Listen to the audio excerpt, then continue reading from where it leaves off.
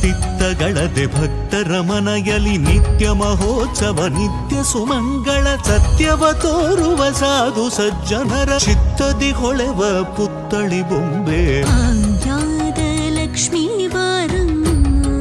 ನಮ್ಮಮ್ಮನೇ ಸೌಭಾಗ್ಯದ ಲಕ್ಷ್ಮೀ ವಾರಂ ಸಂಖ್ಯೆ ಇಲ್ಲದ ಭಾಗ್ಯವ ಕೊಟ್ಟು ಕಂಕಣ ಕೈಯ ತಿರುವುದ ಬಾರಿ